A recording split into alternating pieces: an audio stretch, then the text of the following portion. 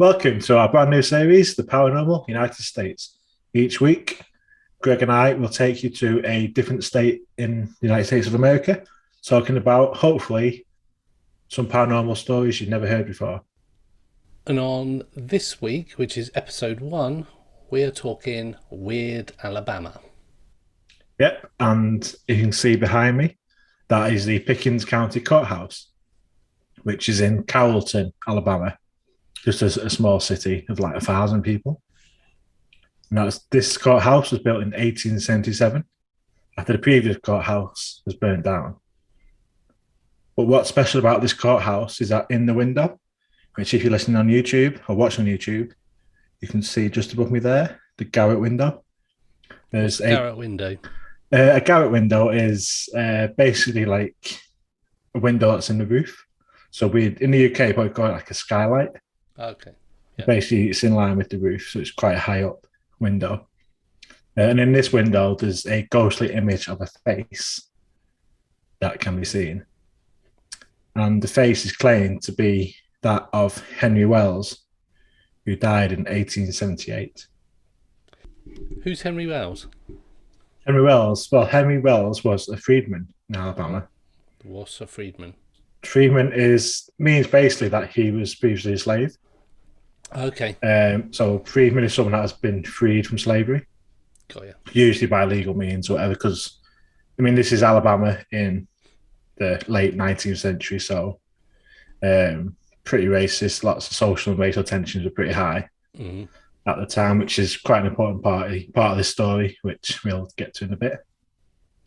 Anyway, so Wells, like I say, he was a freedman, and he's also known for having quite a temper and known to carry a knife and stuff on him. So he wasn't like the most popular person. Okay. But then you can't really blame him for what he's gone through. We can't really imagine, but don't really blame him for him to probably take weapons to protect himself or whatnot. Yeah, absolutely. But in January of 1878, he was arrested on burglary and arson. And the arson relates to the burning down of the courthouse that was in place before this courthouse that you can see. So he was arrested because he burnt down the previous courthouse. Yes, believed to burn down the previous courthouse. Okay. So he was arrested in January 1878, and he's taken to the sheriff's office, which is actually inside the courthouse. I think that's something a bit you see quite a lot on American TV. You don't really see it in the UK, but like in the town halls and stuff, they'll have like the courts, the police office, police station, all inside the same building. Yeah, which is not really have that here. No, because in the UK it's definitely separate, and you have like the like a local court, the magistrates court, and then you have a crown court, which is usually in the bigger cities. Yeah, for the more serious crimes and that. So he was arrested, took to the sheriff's office, which was inside the courthouse. And then a few people sort of heard that he'd been arrested, and a few drunken people came by, sort of just started gathering outside the courthouse. So the sheriff, basically not wanting to start anything, took Wells up to the room where the garret window was, so quite high up, and told him to keep quiet. But it didn't work. Word spread that Wells was been arrested and he was inside the courthouse, and a large mob basically formed, all shouting and trying to get to Wells. So he's quite scared. So Wells actually went to the window and started shouting down to the crowd below and basically telling them that he's innocent. He maintained his innocence all the time. And that if he was killed, then he would haunt them for the rest of their lives. Oh. So that's the threat that he made. Just as he was saying that, so you can imagine Wells shouting out this window, there was a flash of lightning nearby, and it lit up Wells's face. You can see like the fear on his face as he's obviously got these mob of people downstairs trying to get him. And they did force the way in. And as he was still claiming his innocence, they killed him like inside the courthouse. Okay. Well, no, that was it for that night, really. The next morning, however, one of the guys that was in the lynch mob was just passing by the courthouse. And as he looked up, he could see Henry Wells' face staring down at him, the same as it looked when the lightning bolt like flashed, and so you could see like the same face looking down on him, and this like freaked him out. And then a couple more of the guys came, and they all could see Henry Wells's face as it was the night before, just staring down at him.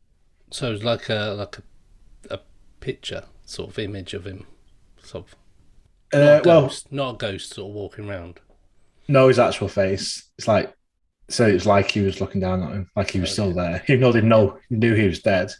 Yeah. From what they could see, it looked like he was still there, like as it was the night before.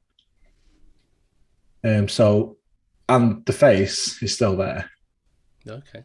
So I could put that even now, like saying the picture you're watching on YouTube.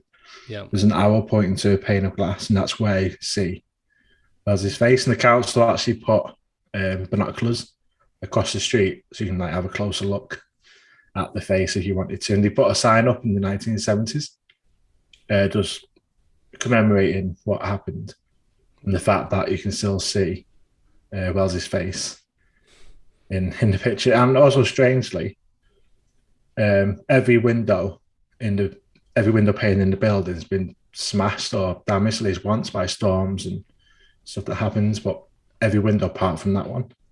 Okay. So that's always survived. Whenever all the windows have been smashed by heavy rain or heavy winds, that one's always survived and never been smashed.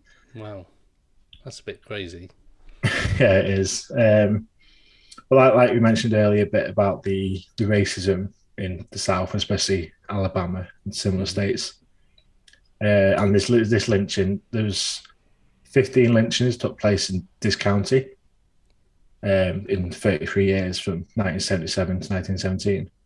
That's the fifth highest total of any county in Alabama. So it's a pretty racist place. And that included a mass lynching where 5 African-American men and women were killed in 1893. So this story and his face in the window has been seen to like symbolise that era of terrible racism and like to never be forgotten and hopefully never repeated. And it's like I say, it's an old story. There's different versions of it going around, sort of different myths. Some people think it's different myths sort of combined into one. It's been told in quite a number of books, and even a play's been made about it. Okay. And every year since 2010, in the city, there's been a play called Facing the Courthouse Window, which is based around the events of surrounding Wells's death. Wow. And so whether he was innocent or guilty, Freedman Henry Wells lives on and watches down on everybody that passes by the Pickens County Courthouse. It's quite a dark sort of lead up to it.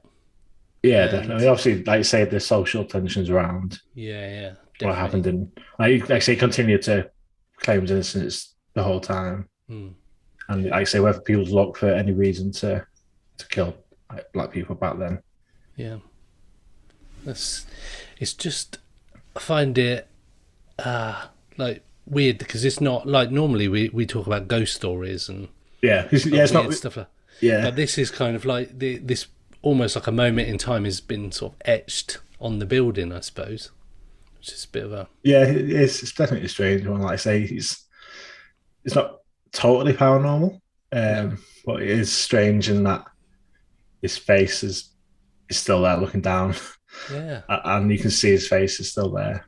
To this day, 100 odd years later, 150 years later, you can go and see his face. Mad. Cool. So that wraps up episode 1 of Weird Alabama, and I hope you join us for the next episode.